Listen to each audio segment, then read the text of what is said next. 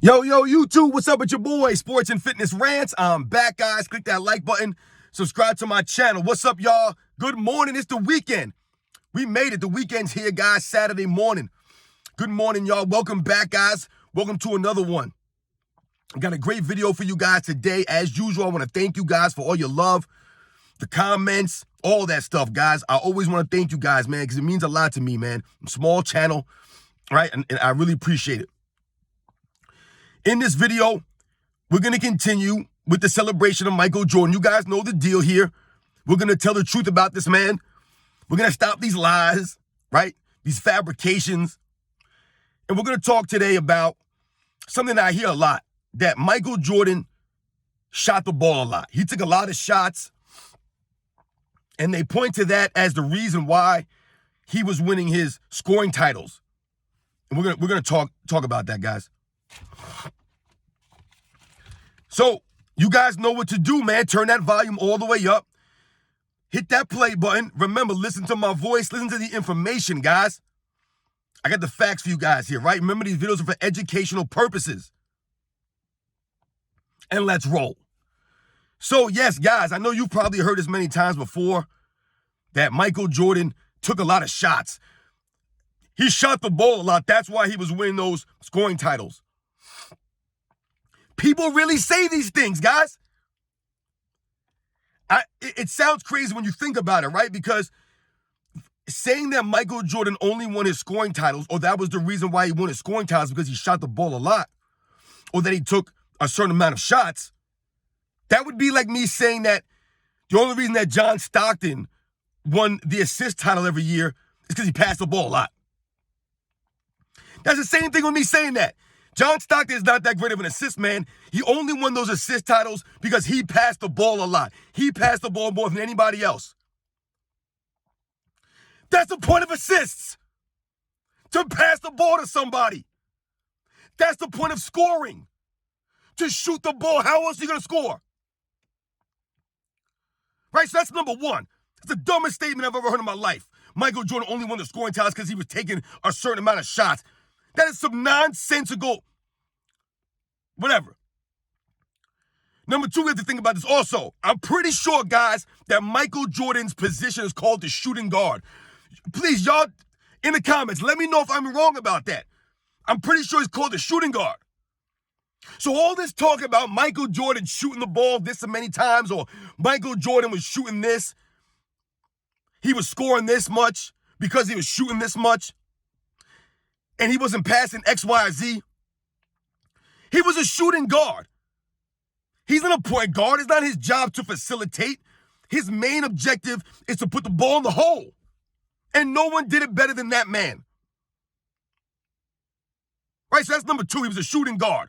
So you can't knock Michael Jordan or say that he was shooting too much or that he was shooting, because that's what he's supposed to do. That's in the description of his position. Right? That scoring guard is called the shooting guard. So that's those first two things at the top, right, that we need to understand right off the top, right? The position he played, like I just mentioned, guys, and the fact that the only way to score or to win a scoring title is to shoot the ball, right? Like I told you guys, you can't tell me that John Stockton is only winning the assist titles because he's passing the ball more than anybody else. Oh, if John Stockton didn't pass that much, he wouldn't have that. Duh! If Michael Jordan only shot 12 shots a game, how would he win a scoring title?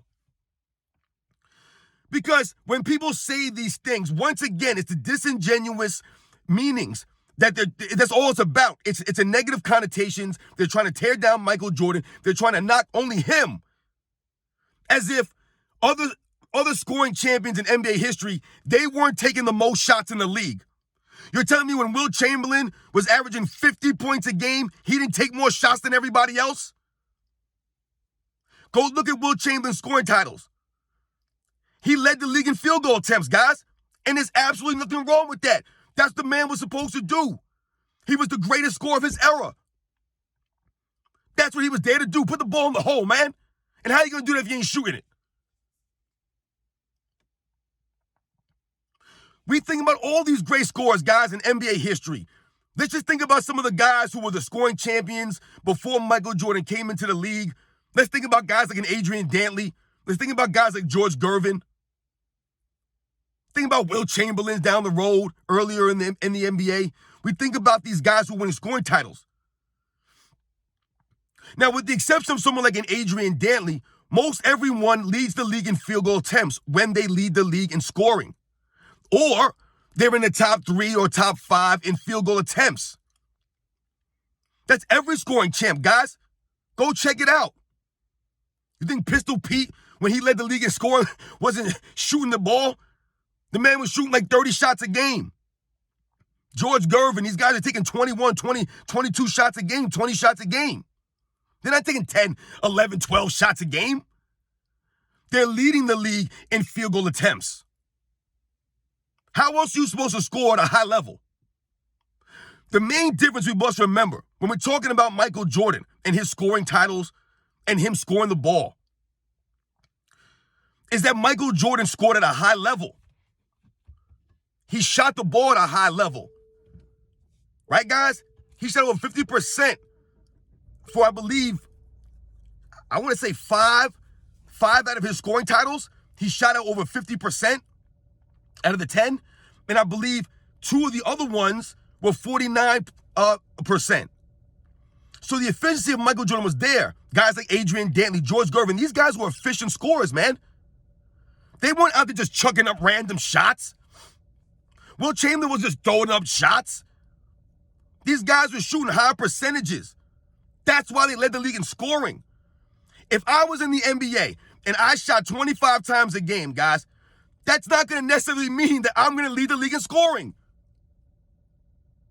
I would have to make some shots, right? You got to make these shots. If Michael Jordan was shooting 40% from the field, 39%, 41% from the field, he may not have led the league in scoring all those years. His averages would have been lower, right? Maybe Karl Malone would have won. Maybe Dominique Wilkins would have won. Right? Maybe Shaquille O'Neal wins one. But the efficiency of Michael Jordan. Another thing we have to think about, or we need to look at, is how many shots has Michael Jordan really taken a game, right? Michael Jordan, for his entire career with the Chicago Bulls, averaged about 23 shots a game, guys. 23 shots a game. Something we must remember about these shots, though, right? If we break it down to a shot chart. Even if we wanted to average it up to 25 shots a game, we just wanted to, let's just say 25 is a nice round number, right? These are things we must remember. When Michael Jordan played in the Chicago Bulls, guys, right, they played a triangle offense, right, from 1990 to 1998, right? Before that, he played in the offense that either Doug Collins wanted him to run or Kevin Loughery, these coaches that were there. So when we think about the shot selection of Michael Jordan, right, which was always very excellent, his shot selection was excellent. It's another reason why he led the league in scoring, why his field goal percentages were always very good, because he didn't take a lot of bad shots, forced, ugly, ridiculous shots. So let's say Michael Jordan takes 25 shots a game, guys, right? Let's say that 5 of those shots, right, maybe 3 to 5, right, because it was 23 shots a game is what he averaged, but if we're going to say 23 to 25 shots a game, 3 to 5 of those shots are going to be shots that are forced up late in the shot clock, guys. Why? Because I told you, he never played with anybody that can go get a basket, really. So sometimes the ball would come back to Michael Jordan late in the shot clock, and he would have to take a forced shot, right? That's like 3 to 5 shots a game, especially those early years, those first like 4 or 5 years. A lot of those shots were like that. These guys were timid. They couldn't shoot. So let's say that's 3 to 5 shots right there. Another group of shots is going to come, right, off of broken plays, right? That's going to be another bunch of shots right there. Times in the offense where it breaks down. And Michael Jordan has to go get a basket, right? Maybe the Bulls are trailing late in the game. Michael Jordan has to force some shots, right? They need someone to score. So he might have to take 4 or 5 shots like that, right? Late in games. How many times do we see Michael Jordan late in games have to take 7, 8, 9, 10 shots in the fourth quarter. Because the Bulls are struggling late. They don't have any other closers. Like I said, no other high-level scorers. So if that's like 10 shots right there, what does that leave? About what, 15 shots, 13 shots, right? Those last group of shots are his actual shots. Those are the actual shots that come in the flow of the offense. So when we think about it like that, or you think about it that way, he's not really taking a lot of shots. It might seem like he's taking a lot of shots when you say, oh, he took 25 shots, and maybe Scottie Pippen took 13. He took 12 more than Scottie Pippen. But why was that? It's because it came in the flow of the offense. Oftentimes, the ball came back to Michael Jordan with the shot clock running down. Other times, the offense was breaking down. Michael Jordan needed to close out the fourth quarter or something like that, right? Maybe he's out there with the second unit. No one else can score. So he has to take on that burden of being the offense, right? These are things we must think about. Michael Jordan was never out there just playing street ball, chucking up shots, doing things all over the place. Most of the time, he stayed within the flow of the offense, especially once they became, the triangle became a thing, and they became successful in the 90s, right? And they developed continuity. And Michael Jordan learned how to master it. He understood how to play in it. That's why I've always told you guys, if you look at the Chicago Bulls, right? From the first year that Phil Jackson came as a head coach, right? And brought in the Tex Winter Triangle, from 1989, 1990, right? That first season, to 1997, 1998, right? The Chicago Bulls were always in the top 5 in assists per game. I've told you guys about this. The only years that they were not was 1990, that first season, right? I think they were 6th or 7th, right? That was their first year in the triangle. They were still learning it.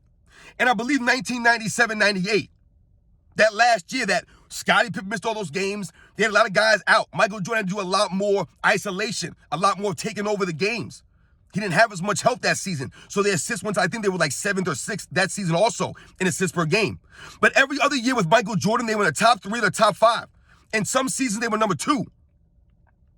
There were years they finished above the Utah Jazz guys in assists per game with the great John Stockton. They always played within the flow. Michael Jordan was not a ball hog or a guy who just went out there and played isolation basketball all game, right? And ignored the teammates or ignored the team concept. No. That goes to the greatness of Michael Jordan, winning the scoring championships while playing in the triangle offense, while winning at a high level, right? It wasn't Michael Jordan winning scoring titles on a team that was 500, barely making the playoffs. Michael Jordan wasn't taken away from another offensive great on his team. He took shots away from nobody. Because when we think about 1994 and 1995, guys, when Michael Jordan left, Scottie Pippen's offensive production did not go up. He did not take more shots. Because when people say that Michael Jordan took a lot of shots, they act as if anybody can do what he was doing. Take 22, 23, 25, 26, 27 shots a game. That's not easy to do. To have the energy to put up that many shots on offense and play high-level defense. That was always the dynamic that Scottie Pippen never understood. He wasn't the main focal point of the other team's defense. So him averaging 16, 17 points a game was nothing coming off of Michael Jordan, who's doubling him, averaging 32, 35 points a game. It wasn't about the amount of shots. I told you guys, they were always in the tops in assists. In 94, 95, guys, they were not. I believe in 95, right, guys? They were only I think they were 10th or 12th in assists per game. So you would have thought, oh, Michael Jordan's not there. The ball hog Michael Jordan's not there. Their assists are going to go up. Wasn't the case, guys. Why is that? Because I've told you, they got their assists off of Michael Jordan. People talk about Scottie Pippen's assists all the time. Who do you think he's passing the ball to, guys? He's passing the ball to Michael Jordan, man. I could probably average about 5 or 6 assists a game if I was passing the ball to Michael Jordan 20 times. You understand how that works? So when you hear people say things like that, or if you ever hear anybody say that Michael Jordan only won the scoring titles because he was taking 23, 25 shots a game, or he was leading the league in field goal attempts, they say that as if he was the only one in history to do that. Literally almost every single scoring champ in NBA history has either led the league in field goal attempts, field goals are made. They're usually in the top 3 or 5 of field goal attempts, maybe in the top 5 of free throw attempts, free throws made. All of this stuff, guys. You can't score without shooting the ball. And Michael Jordan was able to make most of his shots. He made more than half of his shots most of the time, which is why he led the league in scoring. It's not easy to shoot the ball 22, 23 shots a game. That's not easy to do at a high level like that, to lead the league in scoring 10 times. That's the excuse we're making. The man was just shooting the ball more than everybody. That's asinine. That's the most insane thing I've ever heard in my life. Like I said, that's like saying that the only reason John Stockton led the league in assists is because he passed more than anybody else in the history of the world. Think about how that sounds. So you're saying that if you pass as much as John Stockton, you would average those assists? See how ridiculous that sounds when you say it out loud? It sounds ridiculous, guys. So, yeah, man, I don't want this video to go any longer. It's already gone long enough, man. But the nonsense that people can continue to say about Michael Jordan's career, the lies, just continue to just disrespecting this man's greatness and say he led the league in field goal attempts. That's why he was leading the league in scoring. Let me know how many shots Will Chamberlain was taking, guys, when he averaged 50. Was he taking 10 shots? Was he taking 15 shots a game? Come on, man. Michael Jordan was a shooting guard, the greatest shooting guard of all time, a shooting guard. He did what he was supposed to do out there. And as a matter of fact, he did way more than he was supposed to do technically, and more than any other shooting guard in the history of the game did on both ends. I'll catch you guys on the next one.